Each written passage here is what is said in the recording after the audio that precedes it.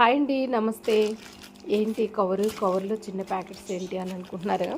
మీరు పైన లేబుల్ చూడంగానే అర్థమైపోయింది కదండి. మరి ఇదైతే చాలా మంచి ఫేమస్.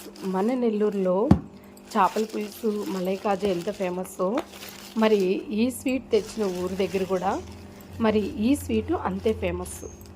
చాలా మంచి స్వీట్ అండి. ఎవరైనా కూడా చిన్నపిల్లల కాడి నుంచి పెద్దవాళ్ళ దాకా ఇష్టపడతారు. చూసారు కదండి, కోవా స్వీటు.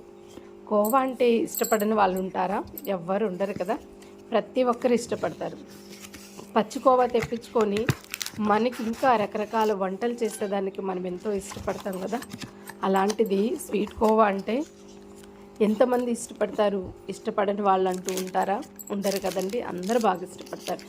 ఫ్యాట్ తగ్గించుకోవాలి, ఫ్యాట్ ఉండకూడదు అని అనుకున్న వాళ్ళు ఏదో లిటిల్ బిట్ కొంచెం తీసుకొని ఆస్వాదిస్తూ తింటారు. కానీ బాగా తినాలి అనుకున్న వాళ్ళైతే, సన్నగా ఉన్నాము బాగా తినాలి అనుకున్న వాళ్ళు హ్యాపీగా తినేస్తారు. అలాగా సన్నగా ఉన్నారు, ఫ్యాట్ తక్కువగా ఉందనుకున్న వాళ్ళు మరి తినొచ్చు హ్యాపీగా, ఇబ్బంది లేదు. లావు ఉన్న వాళ్ళు మాత్రం కొంచెం తగ్గించుకొని తినడం మంచిదే. మరి అందులో కూడా నేను కూడాను కొంచెం తగ్గియాల్సిన విధానం అయితే ఉందండి. కానీ స్వీట్ చూడంగానే నాకైతే ఆ డైట్ ఉండాలనేది కూడా నేను మర్చిపోతాను. అంత బాగా ఇష్టపడతాను కోవా అయితే. ఇదైతే కాళహస్త్రి నుంచి తెచ్చాడండి బాబు. ఇంటర్వ్యూ నుంచి రిటర్న్ వచ్చేటప్పుడు Kalahasti Madhu milk sweet shop దగ్గర తెచ్చాడు.